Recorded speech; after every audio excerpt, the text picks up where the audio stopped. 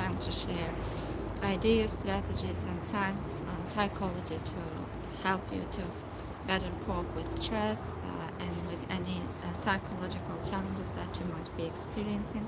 If you haven't subscribed, don't forget to subscribe and turn on your notifications so that you don't miss any videos or sessions that I'm organizing here. So today we will be discussing about emotional regulation, what can help you to regulate and to understand your emotions better using science and different strategies from different approaches, including social focused brief therapy. And oftentimes we are trying to suppress our emotions or to assume that they don't matter. However, according to research, this backfires, and the people who are suppressing their emotions or trying to avoid them actually have more challenges. They are more prone to depression, anxiety, and this can bring even more challenges. This is mainly because of cultures related with the cultures or beliefs. We were taught that we shouldn't express our emotions, we should hide them, and therefore it can be difficult to understand your own emotions. Sometimes they might feel scary, or you might think that you can't handle these emotions. However, there are a lot of strategies that we can use in order to support ourselves better. And emotional suppression is a problem because emotions don't go away when we start to ignore them or to underground, and they come out in other ways that can be more difficult for us and cause more problems. And today you will learn what emotional regulation is and neuroscience of emotions, why suppression backfires, and what can help to regulate emotions better. According to James Gross' definition, he is one of world's leading researchers in this field. Emotion regulation is your ability to work with your emotions and not to eliminate them, not to be controlled by them, but navigate them skillfully. And it's a skill, not a personality trait, but something you either have, and not something that you either have or you don't have, but it's a learnable, developable skill. This means that anyone can learn to manage their emotions better. And to regulate emotions, you need to understand where they come from. Emotions are generally generated by the limbic system, especially amygdala, which is fast, automatic, and below conscious awareness, and prefrontal cortex, which is responsible for executive brain, can modulate these emotional responses, and it can evaluate, reappraise, and regulate, but it's slower. Therefore, oftentimes we feel faster rather than thinking, and it can be difficult to understand what's happening with us when we have overwhelming or very strong emotions. Or sometimes, for instance, I'm asking the people with whom I'm working, I'm asking what comes up with the thought, what comes up with this emotion, and sometimes they have challenges explaining it. This is happening because sometimes emotions can come without any thought, or there can be other cues around you, such as maybe something reminds you about previous experiences, or maybe there are sounds, shapes, colors that give signs to your brain, and this causes your emotions. However, on a cognitive level comes after that, and this doesn't have to be always linked to a certain thought. But the good news is that anybody can learn to regulate their emotions better, and even to use them to become a better version of them, or the version of them they want to become. That's why telling someone who is in rage to just calm down won't work. It doesn't work. Their rational brain is temporarily offline. And this is also true for the kids. With the kids, their the parts of the brain that are responsible for emotional regulation is not the same as of adults. That's why they might have more challenges controlling, understanding their emotions, and this emotional development comes after a certain age.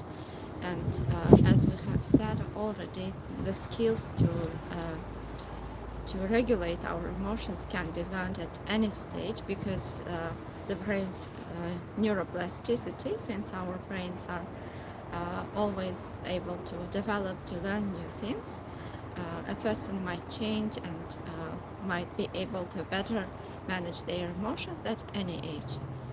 So effective emotional regulation works with understanding biology of the brain, what's happening in your brain, and we can use this information to support us to understand and to use it for the change we want to see. So why suppressing emotions, why trying to avoid emotions backfires? One of the most important findings in emotion research says that suppression or trying not to feel or not to show what you're feeling backfires. James Gross landmark studies show that suppression doesn't reduce inner emotional experience, it just stops the outward expression, and this emotion continues at full intensity internally. This means that when we are trying to suppress emotions, they don't go anyway, they're still there inside of you and might have even more strong consequences. And suppression has caused increased physiological arousal, memory impairment, worse social relationships because others can sense the inauthenticity, and over time increased risks of depression and anxiety. And there is more. Richard Wanslove and Daniel Weiner research on thought suppression shows that the harder you try to think about not to think about something, the more you think about it, and suppression creates a rebound effect. So what can we do instead? We can learn how to understand ourselves, our emotions, and how to express them in a healthy manner so that they won't cause problems for us, and we even can use them in order to help us to become a better versions of ourselves, or to help us to approach the goals and hopes we want to achieve. So if you were not suppressing your emotions, what would you like to do instead? Which version of you would you like to see? And if this session was helpful for you, what kind of change you would like to see? What would you like to do more often? How you would like to react? For instance, what are some emotions that are causing problems for you? Maybe this is anxiety, and when you feel anxious, maybe you stop communicating, interacting with people, you are withdrawing, or maybe you start to avoid, to procrastinate. And what you would like to do instead, which version of you would like to see, or if if the feeling is feeling depressed or sad, for instance, what are you doing when you feel depressed, and what you would like to change? For instance, again, if you are withdrawing, or if you stop doing things, or if you are isolating yourself, what you would like to do in those instances? Which version of yourself would you like to see, or what exactly would you like to change? What you would like to be different? And there are different ways and models of emotional regulation. According to James Gross' process model, he identified 5 families of emotional regulation strategies, and importantly, when in the emotional process, each one works. The first one is situation selection. This means choosing to enter, to start, or avoid situation based on their emotional impact. And this is proactive. This means controlling, in a sense, a trigger probably before emotion arise. But in my opinion, this is also one of control strategies and maybe avoidance. So if you can use this in initial stages of working with anxiety, if you start to use it too often, this again can backfire and can be used as a rigid way of coping with anxiety. If you constantly avoid, for instance, situations that cause anxiety, this can cause more anxiety, but still it's an option if anxiety is considerably impacting you, and if for instance entering certain situations cause you considerable harm, this can be considered, this can be used as a strategy to regulate your emotions. The second one is situation modification. This means changing aspects of situation to change its emotional impact.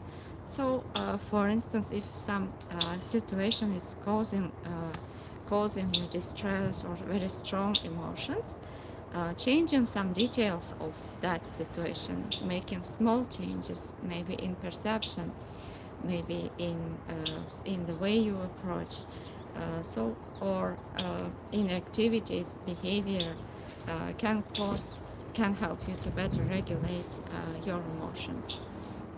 For instance, in trauma treatment, it's used very often.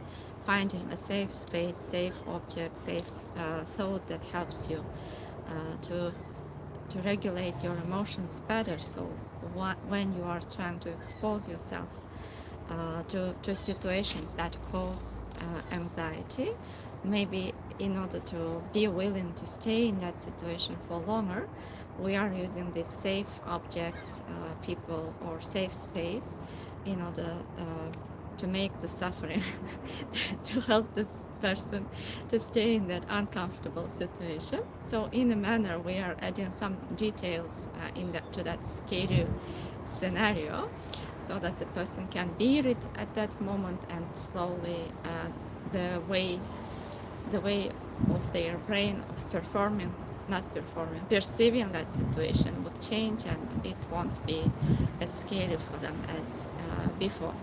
And the next one is cognitive reappraisal. It means changing how you think about the situation to change its emotional impact. And it's also one of most efficient and well-researched strategies. And response modulation, changing emotional responses after they have already happened. Suppression is one form, but there are healthier forms like relaxation techniques.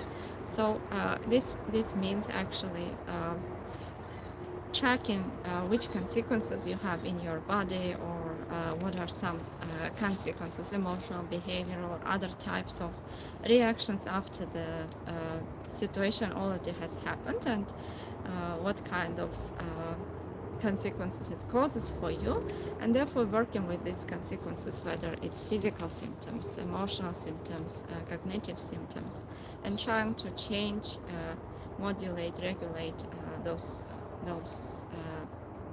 consequences and symptoms using different techniques. For instance, breathing, relaxation techniques, meditation, or any other strategies that might work that we don't know that would benefit the person, because everyone's ways of dealing, coping are different. And research shows that cognitive reappraisal, changing your interpretation, is far more effective than suppression. And according to the same strategy, there can be very different outcomes. And one of another strategies that might help to cope with emotions and regulate emotions better is using the opposite action. There are different names of this strategy.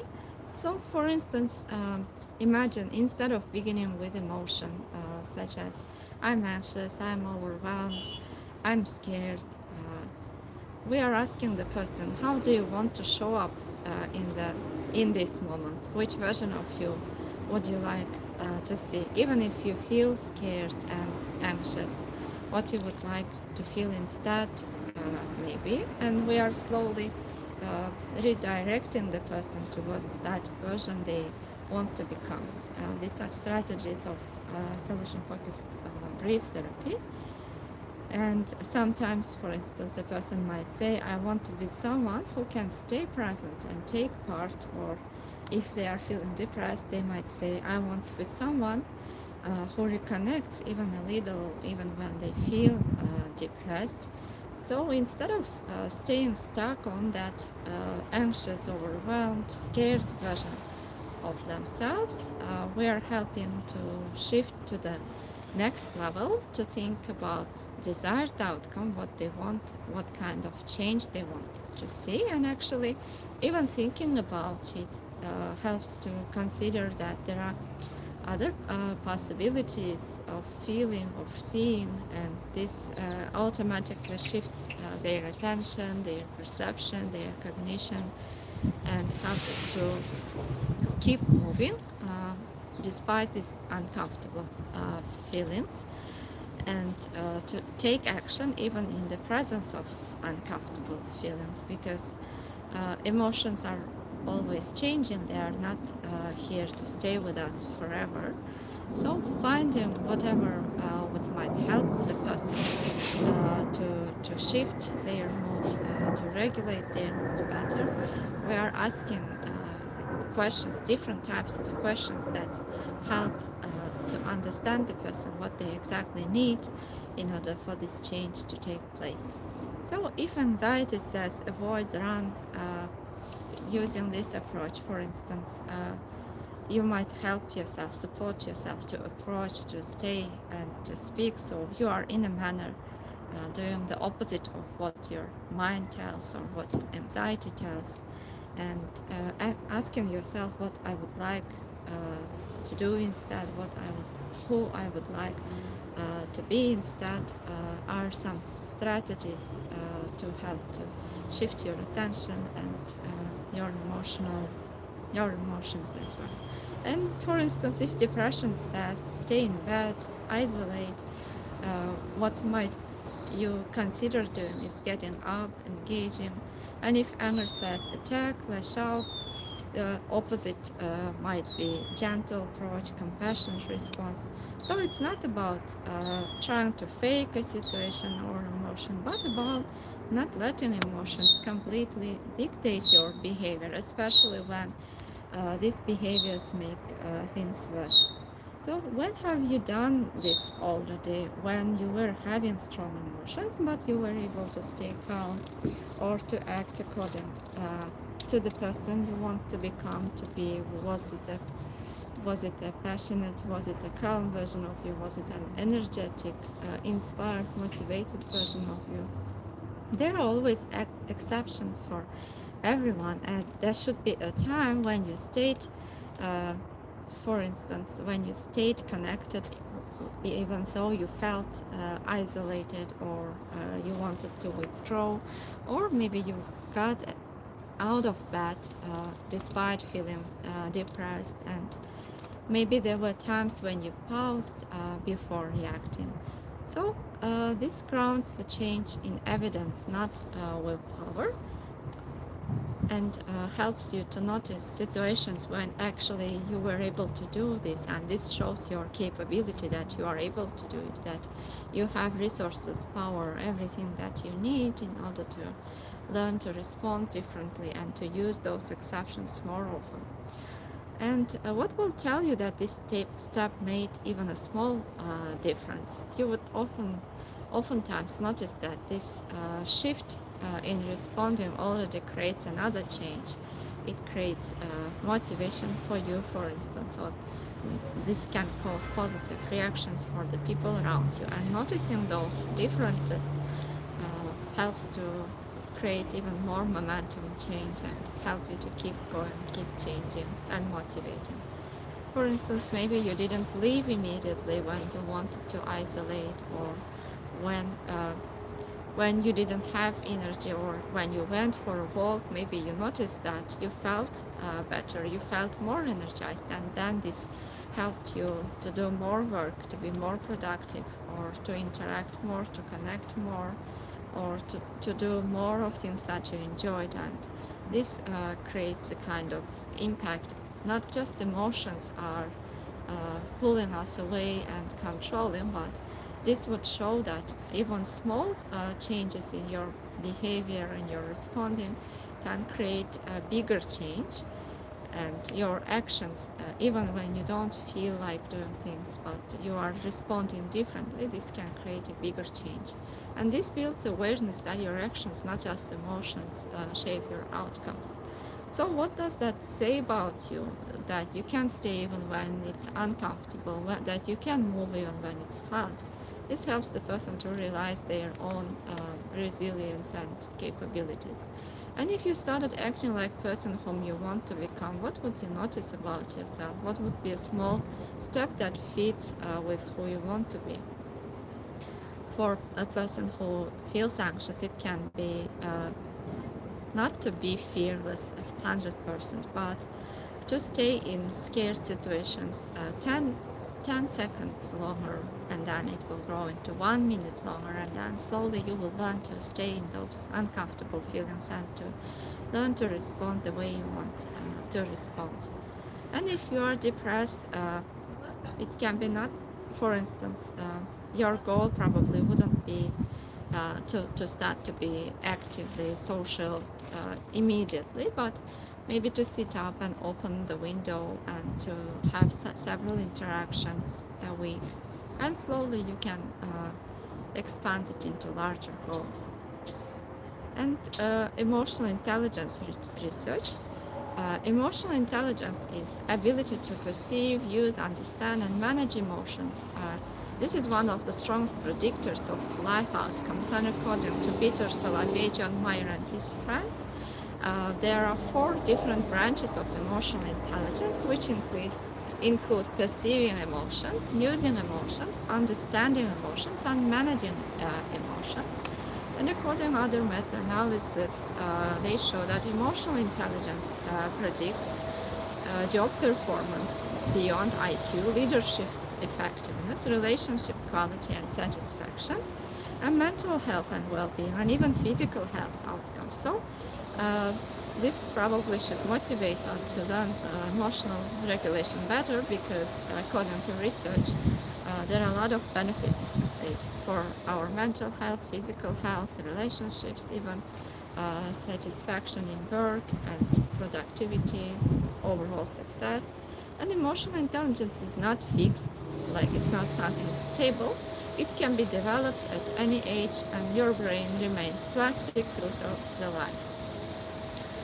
The window of tolerance. This concept was originally from trauma therapy that's deeply relevant to everyone. And window of tolerance was developed by Dan Siegel. It describes the optimal zone of arousal where you can function most effectively. So the first stage is hyperarousal, which means above the window.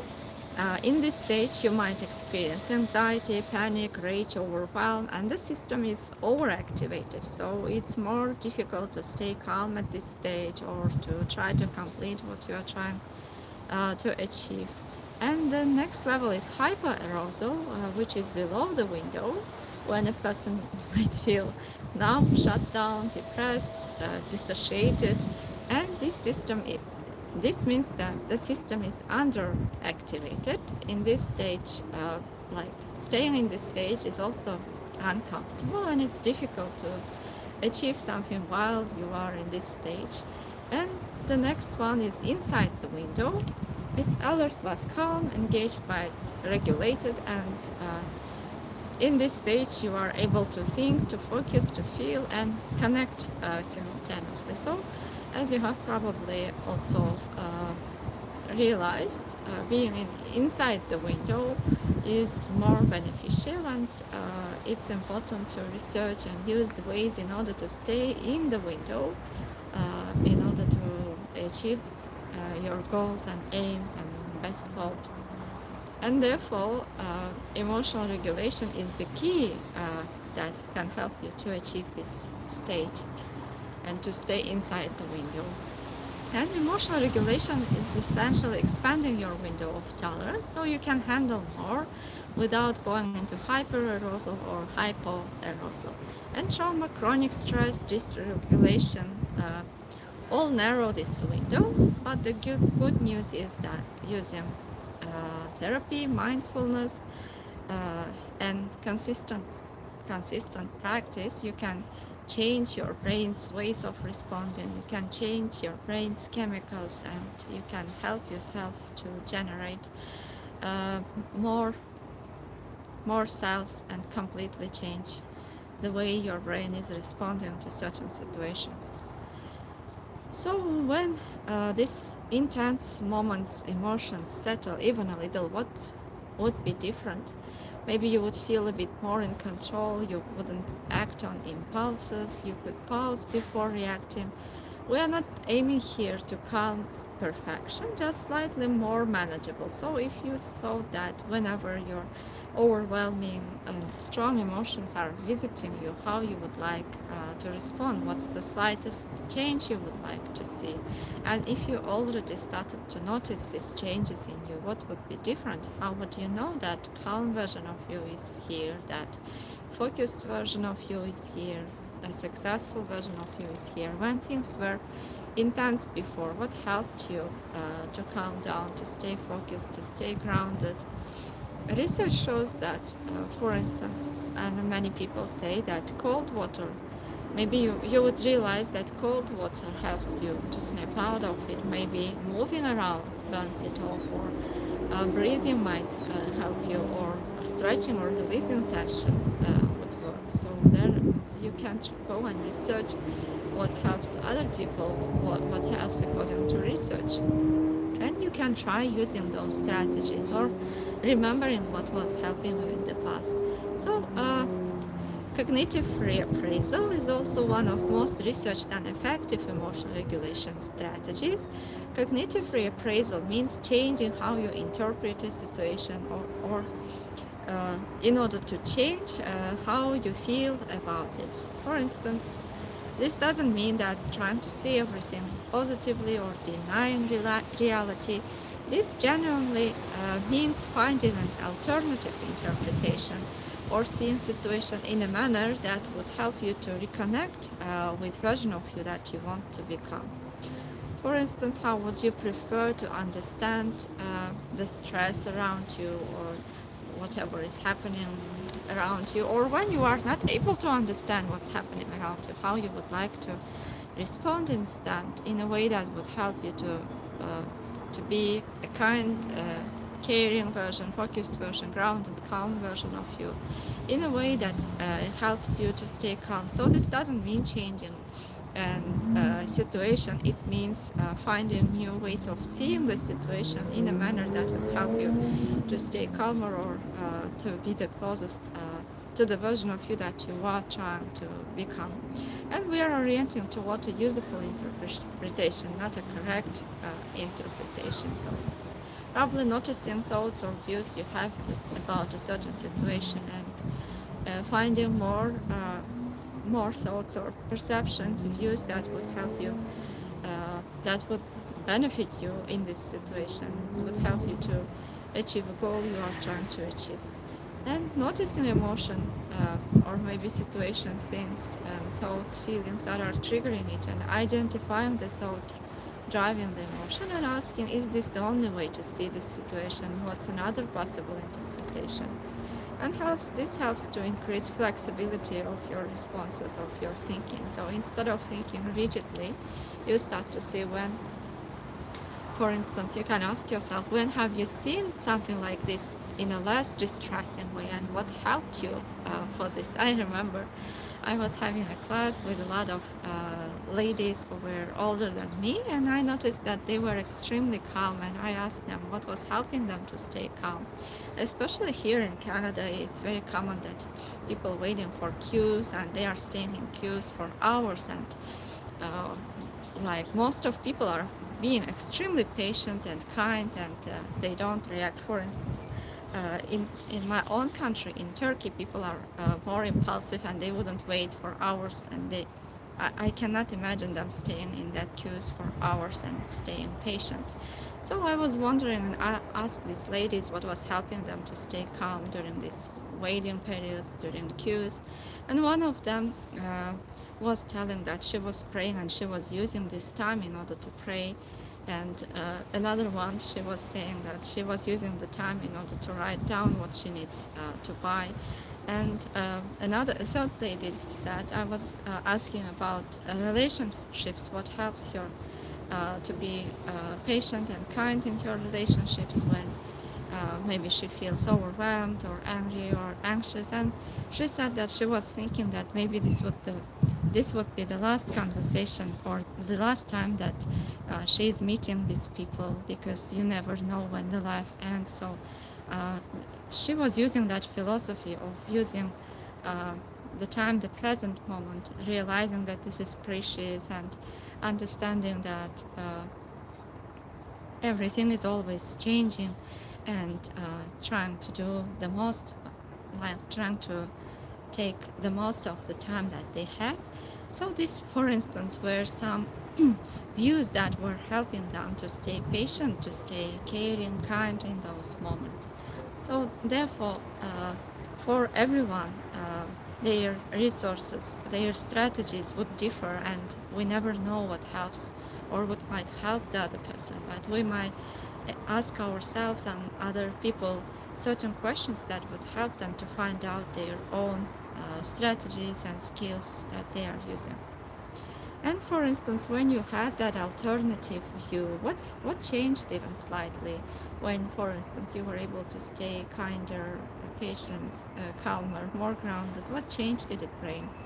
Maybe you felt a bit less reactive. Uh, maybe stress started to seem more manageable. Maybe you didn't feel as certain about the worst case scenarios. And even if a certain shift matters, because that's enough to influence, to change behavior and the way your brain reacts to different behaviors. So with that slight shift in perspective, what becomes easier to do now? Maybe responding more calmly, waiting before reacting, staying managed, engaged instead of withdrawing. Research shows that cognitive reappraisal reduces emotional intensity, improves mood, and improves social relationships without the cost of suppression. And the next strategy is naming emotions. I'm noticing that, for instance, in some culture, it's not common to express your emotions, to think about your emotions, to try to understand your emotions. Oftentimes, we are just naming our feelings as good and bad, or I feel afraid, I feel anxious. However, there are others, hundreds of thousands of words in order to describe how the person feels. And according to research conducted in many places, this shows that if a person is able to describe however they are feeling about their internal experiences in more details and using richer vocabulary, this shows that they are able to stay calmer and to better understand themselves and to be more successful. And for instance, the more granular your emotion vocabulary, the better. Uh, and there are the people who are able to better express themselves, understand their emotions, they experience less anxiety, less depression. And right now, how are you feeling? Try to name it as precisely as possible, and not just fine or okay. Try to go deeper and to understand what you are feeling and what you would like to feel instead, and what were moments when you were able to regulate your emotions better, what contributed to it, which environments, which strategies, which mindset. And if this webinar was helpful for you, what kind of change you would like to see in yourself? What were your initial thoughts, best hopes? And this probably, I tried to mention questions that are used in social focus brief therapy. I hope that this helped you to notice that you are capable of more than you think, and this helped to give an ownership to you.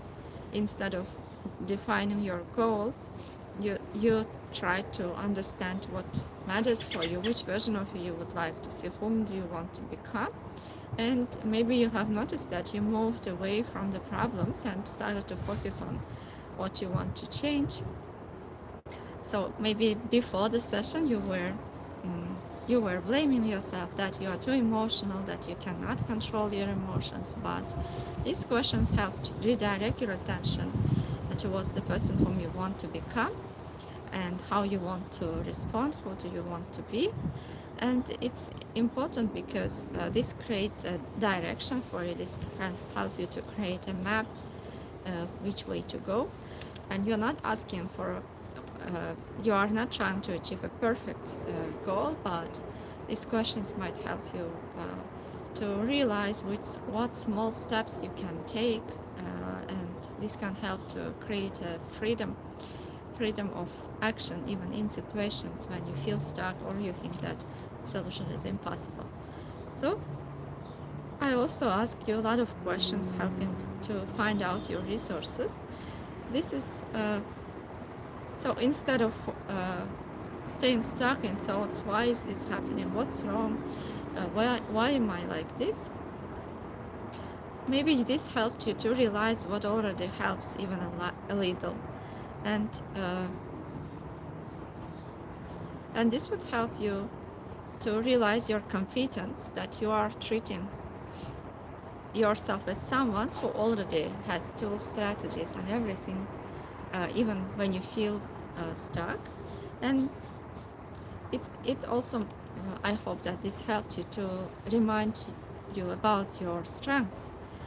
For instance, that you can still go for a walk, you can connect with the people whom you care, that you can take your space whenever you feel overwhelmed. And maybe you already have a lot of strategies that you can use, but it's difficult to think during those moments when you feel overwhelmed, stressed, anxious, scared, and it builds usable material for you to remind you and to use those resources more. So whatever comes up to your mind at that moment, you can think about a future strategy, and you can remind yourself about an evidence of ability and foundation for change. So the key principle here is that we don't try to build a change from zero. We are trying to build it from what already works, what you already have, and from the situation you are in right now. And when this already has happened, if your aim is to become emotionally regulated, to feel more stable, grounded, focused, calm, productive, successful, there were already times when you were able to achieve this. And what helped you to handle emotions better? This helps to make changes more concrete and to remember it, imagine the change. And it's powerful because your brain trusts memory more than theory, and it feels real, not hypothetical. And it shifts your attention towards the process, when things were different. What did you do? And now you are starting to pay attention to behaviors that helped, to routines that helped, to thoughts, conditions, environments, your activities, and you can replicate these patterns again, and this can help you to feel more motivated and hopeful towards the future. So this also weakens that I can't story, or I don't know story, because if you have done it once, even slightly, then you can regulate your emotions. And if you are already speaking about it, about emotional regulation, about being kind, about being grounded, focused, successful, this means that you have somewhere seen it in yourself. Otherwise you wouldn't think about it. Or maybe you have seen it in other people if you are trying to create new habits, if you want to see more values, more of your features, qualities, more. This means that you have already experienced it somewhere in your life, and you can see other qualities and skills and habits, routines in other people that you want to develop in yourself. And these questions help you to find out what exactly you need in order for this to happen.